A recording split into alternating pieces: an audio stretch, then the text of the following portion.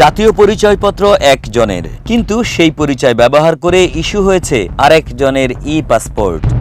আরও বিস্ময়কর বিষয় হলো, যার পরিচয়পত্র ব্যবহার করা হয়েছে তিনি তখন সৌদি আরবে অবস্থান করছিলেন। অনুসন্ধানে উঠে এসেছে, ভুয়া ঠিকানা দিয়ে করা ওই আবেদন থেকে পাসপোর্ট ইস্যু করেছে ঢাকার মোহাম্মদপুর আঞ্চলিক পাসপোর্ট অফিস। এতে পাসপোর্ট অধিদপ্তরের পরিচয় যাচাই ও বায়োমেট্রিক নিরাপত্তা ব্যবস্থা নিয়ে গুরুতর প্রশ্ন দেখা দিয়েছে।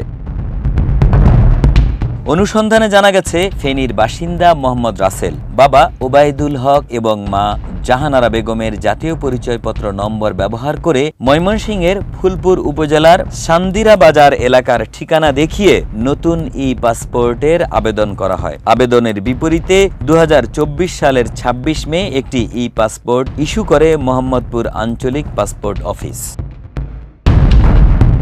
নথিপত্র পর্যালোচনা করে দেখা যায়, রাসেলের জন্ম নিবন্ধন নম্বর ব্যবহার করে এর আগেই তার নামে 3টি পাসপোর্ট ইস্যু হয়েছিল। সর্বশেষ EK 0502-094 নম্বরের পাসপোর্টটি 9 মে 2022 সাল থেকে 2027 সালের 28 মে পর্যন্ত মেয়াদে বৈধ রয়েছে। যেহেতু রাসেলের নিজ NID দিয়ে তৈরি করা পাসপোর্ট এখনও সে ব্যবহার করছে, ফলে একই জাতীয় পরিচয়পত্র ব্যবহার করে নতুন আরেকটি পাসপোর্ট ইস্যু হওয়ার কোনো সুযোগ থাকার কথা নয়। সবচেয়ে গুরুত্বপূর্ণ বিষয় হলো, নতুন পাসপোর্টটি ইস্যুর সময় রাসেল সৌদি আরবে অবস্থান করছিলেন। চলতি বছরের 21 ফেব্রুয়ারি দেশে ফেরার পর বাংলাদেশ ইমিগ্রেশনের কর্মকর্তারা তাকে জানান তার নামে আরেকটি পাসপোর্ট রয়েছে। পরে তিনি জানতে পারেন তার জাতীয় পরিচয়পত্র ব্যবহার করে অন্য একজনের নামে পাসপোর্ট ইস্যু করা হয়েছে।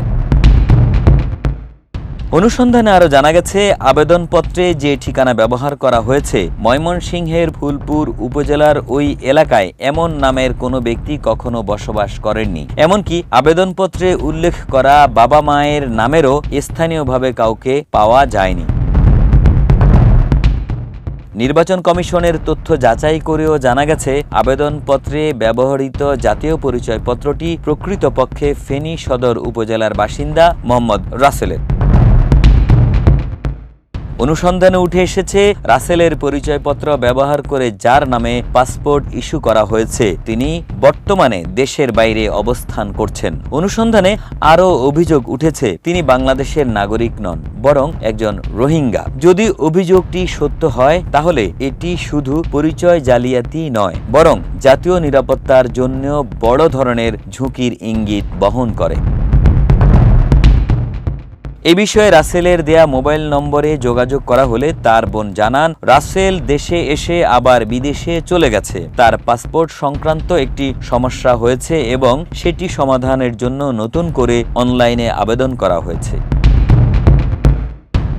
পাসপোর্ট অধিদপ্তরের একজন কর্মকর্তা জানান, আবেদন জমার সময়ই বিষয়টি শনাক্ত হওয়ার সুযোগ ছিল। তার ভাষ্য, ফিঙ্গারপ্রিন্ট ও ছবি তোলার সময়ও অমিল ধরা পড়ার কথা, কিন্তু সেটি হয়নি। সিস্টেম কিভাবে আবেদনটি অনুমোদন করেছে তা খতিয়ে দেখা দরকার। একে আজাদ, মানব কণ্ঠ।